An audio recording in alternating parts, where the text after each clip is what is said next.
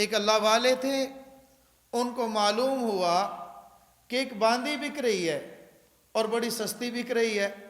بازار میں گئے، باندی کو خرید لیا۔ بھئی سستی کیوں ہے؟ اس وقت بیچنے والے بھی داؤ نہیں لگاتے تھے، فریب نہیں کرتے تھے، دھوکہ نہیں دیتے تھے۔ صاحب بتلا دیا کہ اس کے اندر ایک نقص ہے اور یہ تھوڑی سی دیوانی ہے، لوگ اس کو پاگل کہتے ہیں، اس کو جنون ہے، اور اس کو یہ تھوڑی سی پاگل اور دیوانی ہے۔ کہا چلو سستی مل رہی ہے، ہم نے کون سا اتنا بڑا خدمت کا کام لینا ہے، خرید لیتے ہیں۔ خرید لیا، گھر لے آئے۔ جب گھر آگئے کہا بھی کام کرو، اس نے کام کر لیا۔ سارے کام کاج ختم کر کے رات کا وقت ہوا، اب بزرگوں کو سونے کا وقت ہے۔ اس نے آخری بار پوچھا کوئی اور میرے ذمے کو خدمت ہے، کوئی اور میں نے کوئی کام کرنا ہے تو بتلائیں۔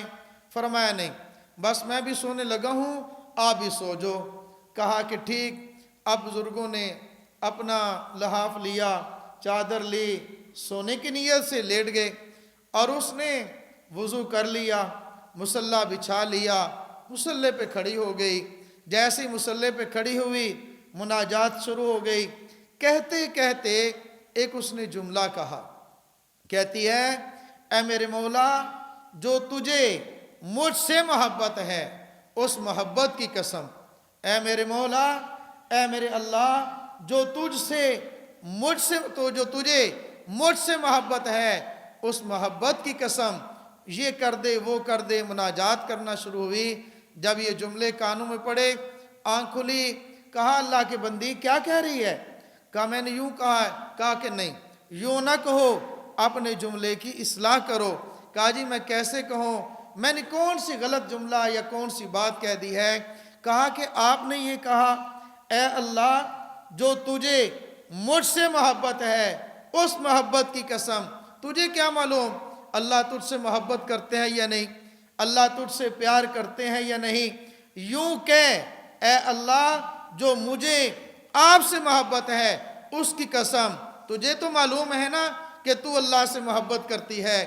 اب وہ جسے کہتے تھے نا دیوانی ہے، جسے کہتے تھے مجنونہ ہے، جسے کہتے تھے پاگل ہے، اس نے پھر یہ کہا حضرت اگر اللہ کو مجھ سے محبت نہ ہوتی مجھے مصلی پہ کھڑا نہ کرتا، مجھے مصلی پہ یوں کھڑا نہ کرتا۔ یہ اللہ کو مجھ سے محبت تھی تو اس نے مصلی پہ کھڑا کر دیا، اس نے مجھے گڑ گڑانے کی توفیق عطا فرما دی، اس نے مجھے اپنے سامنے رونے والا منہ بنانے کی توفیق عطا فرما دی۔ تو میں یہ بات عرض کر رہا ہوں، اگر کوئی راتوں کو اٹھتا نہیں ہے، اگر کوئی راتوں کو تہجد کے لیے قیام کرتا نہیں ہے، وہ یہ بہانے نہ لگائے کہ میں سو رہا تھا، میں تھک گیا تھا، میں اٹھا نہیں۔ تجھے اٹھنے دیا ہی نہیں، تجھے اٹھنے دیا ہی نہیں۔ فکر کر اور اس بات کی فکر کر، کہیں ایسا تو نہیں کہ میرا چہرہ میرا اللہ رات کے وقت میں، اندھیرے میں، تنہائی میں، خلوت میں وہ دیکھنا ہی پسند نہیں کرتا۔ پھر توبہ کرو، ہم استغفار کریں۔